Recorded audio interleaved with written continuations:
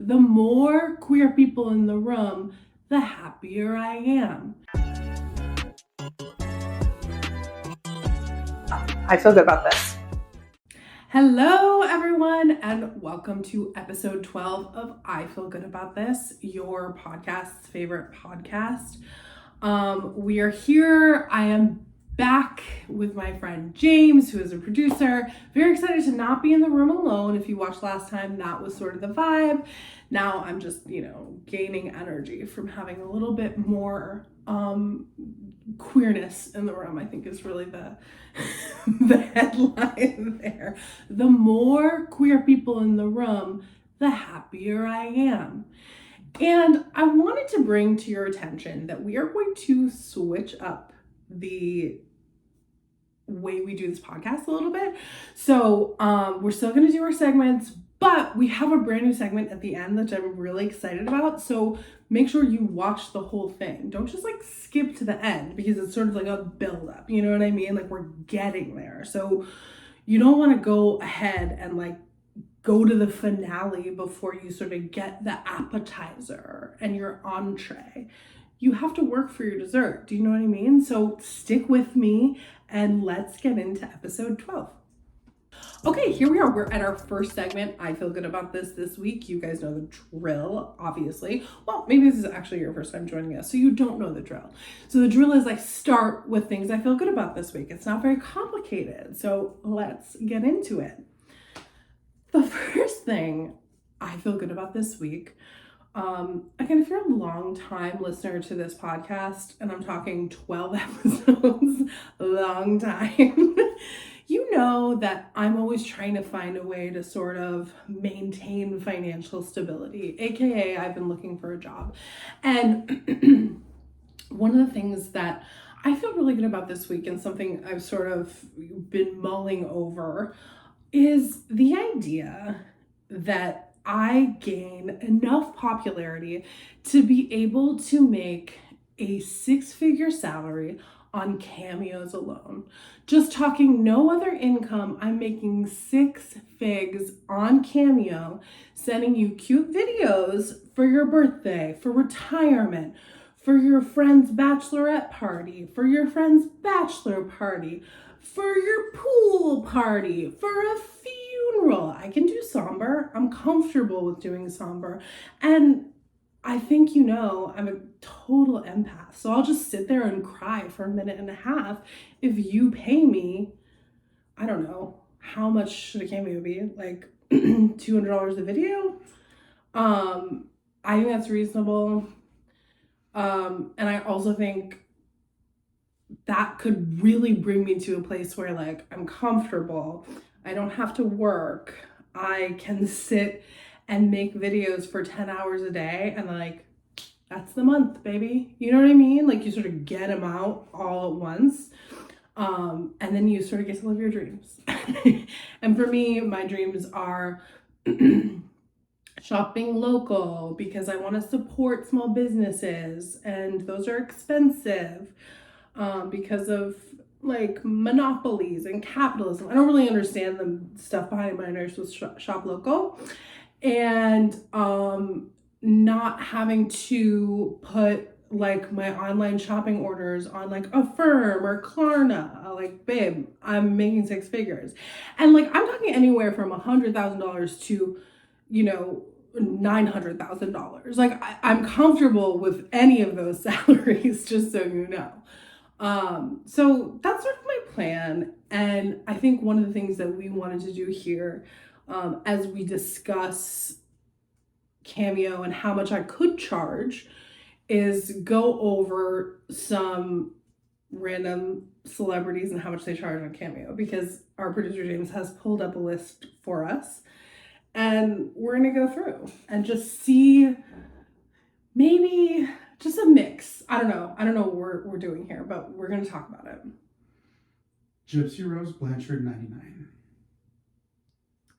$99 for Gypsy Rose. Does she still have a reality show?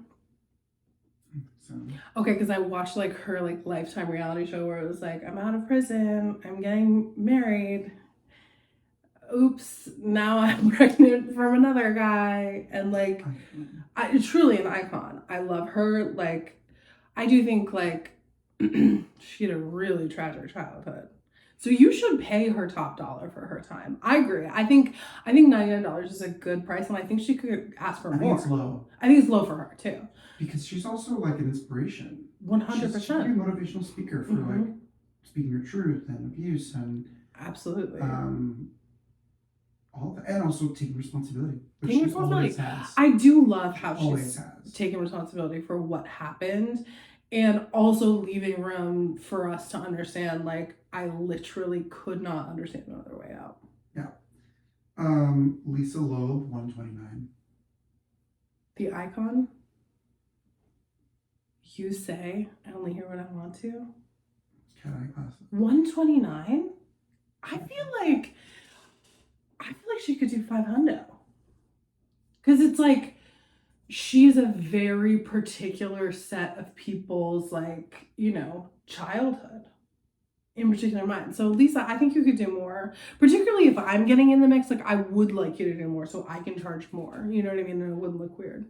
Lisa Loeb got a Grammy in 2018 for Best Children's Music Album. Lisa, I love that for you. That's great. Look, if there's one thing about Lisa Loeb, I've never been worried about her continuing to work, even if we've sort of moved on from the hits, which I hope she's still, I mean, she's making hits for children and winning Grammys. Did she win Grammys? No. I don't think so. But you could say that in her career, she's a Grammy winner. She's decided to stay in the industry. You can leave. Ramona Singer, 138. Interesting number. Why 138? Did you feel 140 was too much and 139 was like also too much? Also too much. I wonder what her net worth is. Like 138 feels high for a reality star because she's one of the big ones. She's one of the big ones, but she's also like pretty wealthy to begin with. So I feel like asking for 138, it's like you should make yourself a little bit more accessible. 17 million. 17 million? Why are you doing cameos?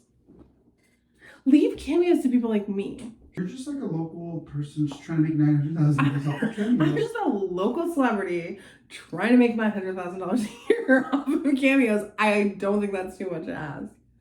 Okay, Mark McGrath of Sugar Ray. Okay. Fame. Yeah. And went on to be on like Extra. Yeah. Did you like that? Yeah, that's great. $90. $90. I think you could charge more. I think $9 is nice. Again, like we're saying, like it's nice to make things accessible to people who want them. Although, like, I think about me personally sitting down and opening up Cameo and thinking, I'm paying $9 for a 60-second video for a celebrity to say my name. That feels expensive. But if I'm making $900,000 a year, that doesn't feel that expensive. So it's all perspective. Yeah, I mean, he's Sugar Ray's, I don't know, I think it's pretty iconic. He is iconic. Like, he owned his time and then spun his career into a whole new thing. Yeah. And my mom had lunch with his aunt once. That's all I want to talk about. New segment. My mom had lunch with. New segment. My mom had lunch with his aunt. With like Mark McGrath's aunt. All the people, yeah. I don't like remember the circumstances, but she called me, and this is like maybe 10, 15 years ago. And she called me one time and she was like, hey, do you know who Mark McGrath is? And I was like, I just want to fly. And she was like, so I just had lunch with his aunt. And I was like, why? And I guess it was like a friend of a friend. And I don't think they ever saw each other again, but it was, I will never forget my mom being like, do you know a Mark McGrath? Yeah, I do. Wow, we all do. We all do. Okay. And so bottom line, I'm famous.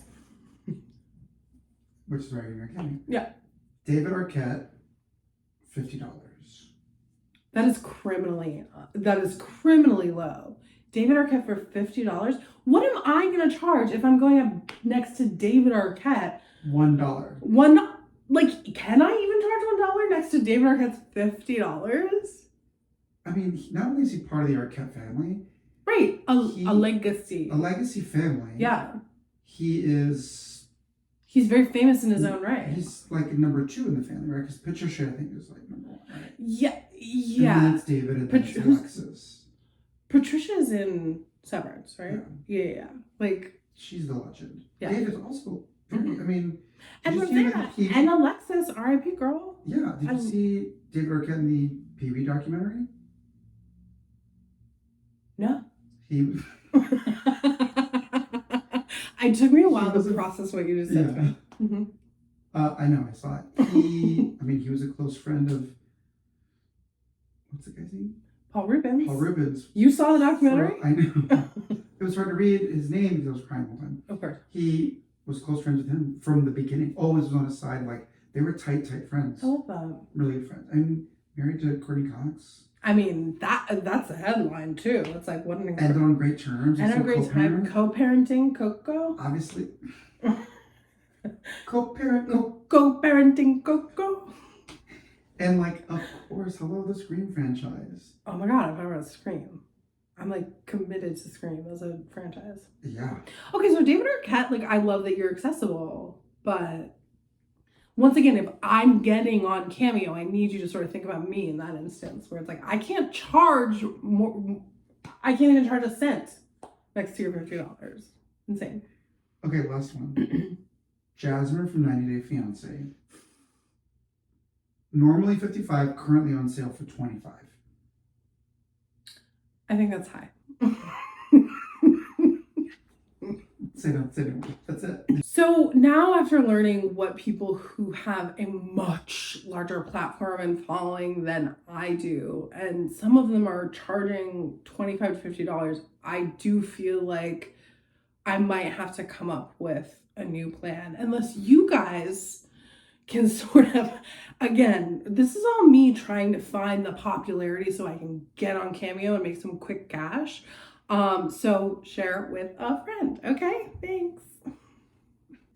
So the second thing I feel good about this week is I love hearing about other people's sex lives. Whether I know them, whether I don't know them, I want to hear it. And I think some people sort of shy away from the details, and I'm sort of like, let's pull back the layers and get deeper. You know what I mean? I always want to hear from my friends sexual experiences, like what's going on. I've been thinking about who I hear from in terms of demographics when it comes to my friends about their sex life, because I honestly just like want to know who I can get the juicy info from. And I feel like the demographic I hear the most from is gay men all the time, whether it's, you know, a one-night stand or a 10-year relationship or a 15-year relationship. They're always ready to drop the deets. Again, this is of course generalizing and stereotyping heavily. Queer women, you hear about it maybe in detail at the beginning of a relationship, and they never speak about it again, ever, until they break up, and then they tell you they haven't had sex in like 6 years. And then the very last I hear from are straight women. And I think, girls, are we not getting what we need? I don't know. So just an interesting sort of survey I've done in my own head about my friends who are willing to share their information with me. And then, I always want to hear it. I want to hear the nitty gritty. I want to hear the funny stories. I want to hear the traditions that you and your partner have, or I want to hear how mediocre your one night stand was. I want to hear orgasm counts. I want to hear positions. I want to hear everything. I'm nosy, and this is the juiciest piece of information that people can share. I will say I heard a really fun little thing recently about gay men, and a thing that they are doing in certain communities within the gay male universe. Although, like, maybe this is in other queer spaces as well, I don't know, but this is just my very limited knowledge. And it's something called Locktober. Have you guys heard of it? It's when you spend the month of October putting your, how should I put this, cock in a cage, and you lock it, and you go out with the cage on your cock. and you have a good time, and maybe you meet a friend and you think, hey friend, I'd love to go back to yours or mine, either one, or I'll meet you in the basement of Jackhammer, and we'll see what that thing do. But it's like, I think it's supposed to be like you are not allowing yourself. I think this is, from what I understand, and please let me know in the comments if I'm wrong, sort of a bottom only month for people who participate in Locktober, because the cock cage doesn't allow you to get hard.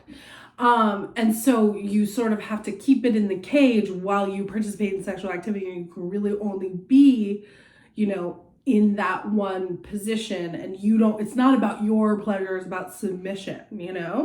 So I thought that was so interesting. I hadn't heard my friends talk about it. It's sort of like, straight guys Movember, where they like get a mustache, except way more interesting and way more fun. So if you are celebrating, happy Locktober to you. I hope you're having a great time. We are almost through. I think this might come out after the official end of Locktober. So I hope that, you feel as free as a bird when you're uncaged. So yeah, I feel great about that. Yeah, I think it is chastity play. So it's not specific to gay men. But it's so like a person without a cock could wear like a chastity belt. Yes. Okay. So what would you call that? It's still Locktober because you're locked up. Yeah, I guess so. Yeah, Locktober. And either way, your genitals are on lockdown. Yeah, it's about the submission, like the pausing your pleasure. But that's to say that even that phrase is silly, because you find pleasure in, obviously, not just, and I think there's a lot of emphasis on the pleasure coming from just the pee-pee. Yeah, and like if you're a person who's normally like bottoming anyway, right? You're not sacrificing a thing. It's why do I get this out of the way? Yeah, it's more like, let's flatten this down. I can't wait for Locktober. Yeah, to be a hungry piggy bottom. Hi, Mom. Okay, so now we are at our next segment called I Don't Feel Good About This week. And the first thing I want to talk about is a very specific thing that I've noticed for my whole life. And, I think it's still done on a really regular basis, and it's very frustrating. And this week, I don't feel good about, let me rephrase this week and every week, I don't feel good about manvertising. Now, if you guys are unfamiliar with this term, it is when a product is gender neutral, but it's specifically marketed towards men, and nothing about the makeup of that product is made specifically for men. Anybody can use it, but there are certain companies that use the marketing towards men to sell more, which is frustrating. For instance, I was watching TV the other day and I saw a commercial for a GLP-1 weight loss medication, which are everywhere. Everyone's using them. They're for every gender. And this was for a company called Blokes, I believe. And it was like, yeah, hack your weight loss. And it was so annoying because it was like, you can use any of these other clinics, these compound clinics. You can, obviously, sometimes it's hard to get a prescription through a doctor, so many people use these clinics to get their GLP-1 medication. And guess what? It does not matter what your gender is. You use the same medication as everybody else. So why are we dudifying it? And speaking of dudes, the second one that infuriates me, and yeah, I'm shooting myself in the foot when it comes to brand opportunities, but I'm okay with this because this is dude wipes. I don't know if you guys have heard about it, but they are asshole wipes for your butt, and they're for dudes.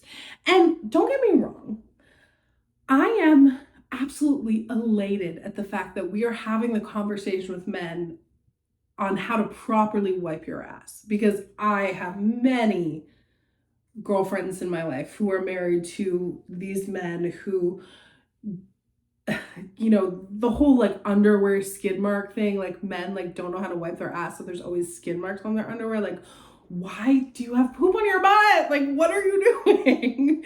Also, get a bidet, because dude wipes are non-flushable. They say they're flushable, but it just means that you can actually flush them down the toilet, and this goes for all wet wipes. You shouldn't use wet wipes. They're horrible for the environment. And you particularly shouldn't use dude wipes because you don't need to be a dude to have a clean ass. Let's all strive towards a clean butthole, and let's not gender our wipes. Let's use let's not use wipes at all. Let's use a bidet.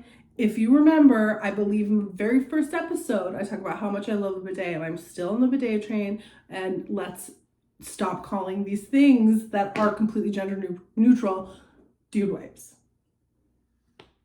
Beer soap. What the fuck is beer soap? Exactly what it sounds like. Okay. Beer soap. New England IPA. Hoppy IPA scent. You want to smell like beer? IPA. Why did you want to smell like beer? And also, like, soap, like, you use soap to clean yourself after a bar experience to get the smell of beer off of your body. Can you just use, like, a lavender? Is lavender gay? I guess that's, like, lavender is kind of a coded term for gay, because, like, lavender marriage. Fine. Is grapefruit gay? Oh, fruit's right there on the word. Ugh. Men are so fragile. This is insane. Okay, give me more. Well, Manscaped has lots of different products that, like electronic body hair trimming thing. Manscaped. Oh, the razors. It's like they do the same thing. They get hair off of your body. Why do they have to be called manscapers? Why do they have to be pink for women? Like, can we all just use a gray razor? Like, gender neutral. War paint for men. What is that? Makeup. No, it's not. What do you mean? Is it foundation? It's award-winning makeup for men. It's from the UK. Girl, if you're wearing makeup, oh my God. Okay. It looks like we have contour sticks. It looks like we have foundation. It looks like we have a matte setting powder, a pressed matte setting powder, and concealer. It looks like we've got some eyebrow pencils. Do you know how many fucking companies there are that make incredible makeup that literally is gender neutral? Like, all of these incredible companies who make such great makeup. I'm a big makeup person. I love makeup. We don't need a company specifically for men so they can feel butch while putting on foundation. War paint. War paint. And here's the problem. Why is war associated with masculinity? I can't. I simply cannot. All genders go to war. All genders go to war. And also, war is not something we should strive for. No, war is not. We don't want war paint. We don't want to be in war. And we certainly don't want to be wearing war paint on our face. Give me Anastasia by Beverly Hills. Give me Elf. Give me, Tear, which is a foundation that I use. Korean skincare and beauty. Like, what are you doing? Like, just use the stuff that's there. What are you... Fuck. That's it. I mean, Liquid Death is kind of back and forth because that is not necessarily like... That's more of like a deeply coated one. It's like... I don't understand what Liquid Death means. I hate it. I think it's supposed to be... It's just seltzer water, right? Well, there's still water, sparkling water, and different teas in the can, but I think Liquid Death, I think their sub-headline of their branding is like, murder your thirst. So we need to and now you have to be like butch when you're thirsty. To drink water. Can we stop this? Like, everything is for everybody. And just because something doesn't have like what you would consider a masculine feel doesn't mean you can't use it. particularly makeup. I'm really upset about the war paint thing. I just think I need like a week to process that.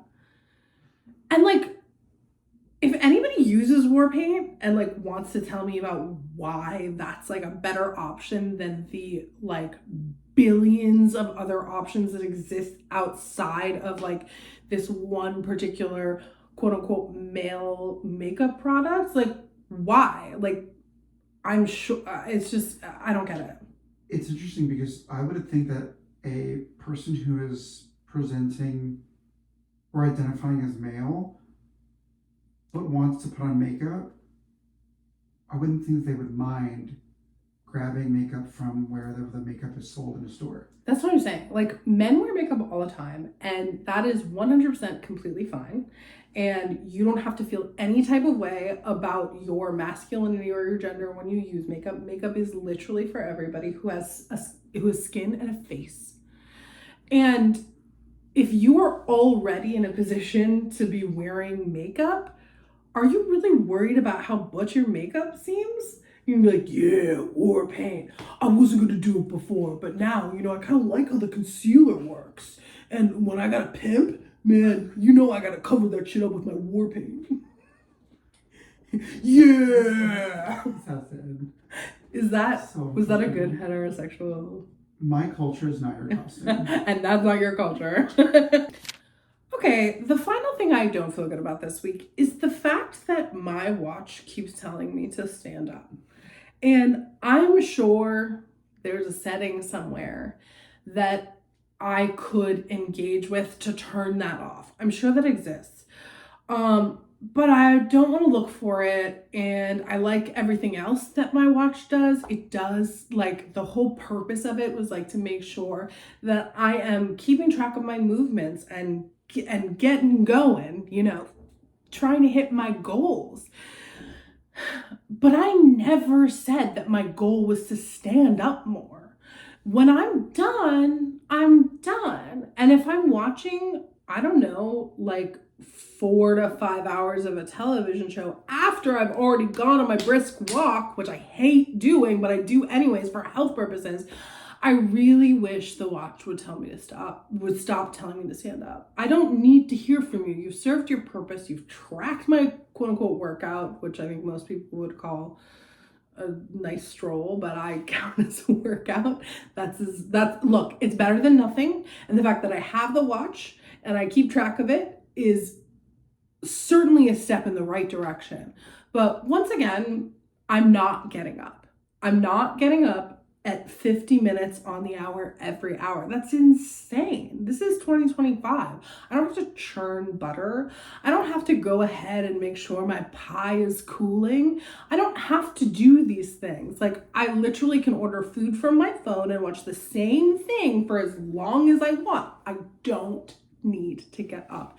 And I would like the suggestion to leave my watch. I'm done with it. I've already done the activity goals. And I guess this counts as one of the activity goals, is like the you stood up every hour on the hour today. And when that happens, I actually get mad when it says like, you've achieved it. I'm like, well, I'm doing too much today. I haven't achieved my goal of relaxing, which I need to do for like a really long time in order to be like a person that's functional. I think I need to relax longer than most people do. Everyone's different. It's like everyone needs a different amount of sleep. Right. And food and water. I mean, we're all different. Maybe you should try to maybe you can get like a program or friend to make like a notification that says like, sit down. Sit down. You're moving too much. I could use that. I mean, rarely, but like. I mean, listen, people are at their jobs 8 hours a day sitting down. Right. And technically sitting is the new smoking, but I already quit smoking. Let me have one thing. I need sitting. I quit smoking so I could do the sitting. Okay? I miss the smoking. Okay, so we are at the third and final segment, and we are doing a new segment. Normally this is where we do the I don't know how I feel about this segment. But we decided that we were going to try something new, and we have had a lot of people who've given us submissions for topics, just like randomly DM'd me about, things they want me to cover or things that they want to hear about. And so we gathered some of those and we're going to do them now. So let's do it. We are calling this, what are we calling this? We'll come up with a clever name for it later and then run the sort of GIF with the new segment name over it like we normally do, but we don't have that yet. So welcome to the new segment. I feel good about room temp water. Cold water is bad for your stomach. Actually, this is a really timely one because I have a water bottle that I use everywhere. Featured in one of the episodes, like a few episodes back, I talk about my water bottle. And I actually prefer to fill it with room temperature water because when I put ice in it, it stays cold for like a full 24 hours. So I'm always bopping around with this water bottle and like it's nice to get a cold hit of water sometimes. But then like I put it by my bed and I woke up in the middle of the night and I just like need a little sippy, you know, and I pull it out and I take a sip and it was so cold. It like shocked my body awake. And I was like, okay, well, one sip of water turned into 30 minutes of me, you know, spiraling, trying to get back to bed. So I agree, room temperature water is better. I feel good about that. I feel good about skipping Halloween altogether. It's for kids. Okay, this is a controversial one. I know a lot of people in the queer community love Halloween, and I do too. But I also kind of feel good about that. Some years I do want to participate, but I do feel good about it. This year I'm not doing shit. I am going to a friend's house to help hand out candy because the pressure, especially with queer people, your costume has to be perfectly made. It has to be really funny. It has to be referential to a very specific point. It's like, I'm sure you guys have seen, or maybe you're not on the part of queer Twitter that I am, but it's like, I hate gay Halloween. What do you mean you're blank? And it's like, you know, Lisa Rinna throwing her shoe at somebody in episode 12 of whatever, you know, I don't even know if that happened, but like that's how specific you have to be when it comes to gay Halloween. And I have to skip a few years. I just don't have the constitution for it this year, or the budget, because these costumes get expensive. The wigs aren't cheap. I'm not gonna buy some Party City wig if I'm really trying to put it on. So I do feel good about half of that. I don't think it's only for kids, but if you want to bow out and it's not your thing, I feel good about it. I feel good about alcohol, even though it gives me diarrhea. So, babe, and I'm gonna say this with love, I think maybe you should feel less good about alcohol. Like the willingness to sort of like, I think the thing that I'm wondering is like, A, how much are you consuming alcohol? Do we need to have a little conversation with our friends at AA? And B, like, when is the diarrhea showing up? Is it like the next morning? Or is it like you're having a martini at like a nice restaurant with a friend and you're like, gotta go? You know what I mean? So it's like, this is a great submission, but I need more context. And if you were here for me to question this with you, I would say, you know, maybe it's the way you're consuming alcohol. Maybe you're not great with beer. Maybe you have a gluten thing in your tummy and you shouldn't be drinking beer or wheat-based alcohols. Maybe you should stick to more of a cocktail moment or wine. But again, if you are drinking alcohol and getting diarrhea and you're fine with that, who am I to stop you? You know? So I wish you a great time. I wish you a clean and accessible toilet whenever you need it within the process. And I don't feel good about it, but I feel good that you feel good about it. It sounds like you have everything on lock, and that's all I need to know. I feel good about my girlfriend having crushes on every actor in every show we watch. Babe, I feel good about that too. Honestly, you're in a relationship, you're not dead. You know what I mean? Like, we can still be horny, you know? And I don't know what your arrangement is with your partner. I don't know if, you know, maybe that sort of gets your girlfriend going, and that's sort of exciting. You watch a show together with a hot star and she's like amazing. Let's go into the bedroom. I'm going to sort of project that person onto you. Babe, you're getting laid. I don't know what to tell you, you know? If that's the journey, I love that. If you don't feel good about your girlfriend being attracted to a lot of people, I have to say, like, maybe do a little inner work. Why does that bother you? Are you not attracted to famous people? Because let me tell you, famous people are very hot. And I am that girlfriend. Every time I watch something, it's like mostly because the people are hot. You know what I mean? So I feel bad that you don't feel good about that, but I also want to assure you that, like, you know, she's still with you. She's watching the show with you, and if it results in some fun activities because she's projecting someone on you, I say go for it. You know, she's not dead, and neither are you. So maybe you need to like search for your own crushes. Maybe you are one of those people who has difficulty taking someone at face value and being like, I want to sleep with them. I don't know what that's like. I do that all the time, but I do know people who aren't as like horned up all the time, you know? So maybe you need to know a little bit about an actor's personality before you find them hot. Like I say, like, see someone who you maybe think is cute, look up some interviews on YouTube, project a personality onto them, and then get a celebrity crush. It's so fun. So I think you should meet your girlfriend where she is. I feel good about slutty Halloween costumes. Yeah, I feel great about it. Like, first of all, if you want to be slutty 365 days a year when it comes to what you're wearing and what you're doing, like, great. I love it. I love sluts. I love sluts in Halloween costumes. We are a pro slut operation here. So go ahead, be a slut in every form on every holiday and like take pics. Have you ever worn a slutty costume? No, it's not my vibe. No Locktober, no slutty. No Locktober, no slutty Halloween costumes. I am more of a humor gal, you know? I want people to look at my costume and laugh at me.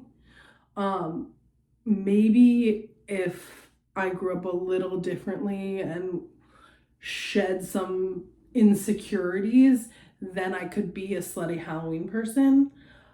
But that's just not within me. Like, I just, like, it's not my personality, but like, I love sluts on Halloween and all year round. I feel good about hitting on people at funerals. This can't be real. Like, babe, are you okay? Like, don't get me wrong, I'm pro horny, but this is not the time to be horny. Like, there's a loss of life, you know what I mean? And I can sort of understand how you can get to sort of this like, oh, like life is short. I want to feel and experience everything and seize the moment because, you know, someone I love died and, you know, nothing is permanent and everything is precious and we have to, you know, run 1,000 miles per hour full speed at life. I love that. Take that energy, wait a week. Don't do it at the funeral because not everybody's in the same sort of like mindset you are. And if you do want to have sex after a funeral, call somebody who was not connected to the deceased and get it somewhere else. You know, there are plenty of apps for that. But I do not feel good about hitting on people at a funeral. Come on. What if you're providing a shoulder for someone to cry on? I mean, that's different because if someone is so distraught and they feel like, oh, the only thing that can make me like feel something right now is a personal connection, that person will then like come to you. You know what I mean? It's like, I wouldn't do the hitting on. You know, grief shows up in very, very confusing ways sometimes, and all of those ways are valid. Okay, that's it. We did it. Episode 12 in the books. I hope you guys enjoyed the new segment. Maybe if this is something that you guys like, we will create a more formal way for you to submit questions or topics you want to cover. Certainly you can DM me on Instagram at I Feel Good About This. You can DM me on TikTok and I Feel Good About This. You can write comments under the YouTube video. We will collect them and do this again, because this was super fun for me. I like entering a topic that I have no idea what is happening and giving a first reaction. That was super fun. So if you guys enjoyed it, let me know. I am so excited that you guys are here. Hopefully you made it to the end. Follow us on all our socials. And again, we are on our road to 500 subscribers. So make sure you share the YouTube link with someone and make sure they subscribe. Again, they don't have to watch it, but they should. This is good, right? You're liking this. I'm liking it too. So, subscribe and, watch it if you have time. I can't wait to see you guys next week. Episode 13. Have a great week. Bye.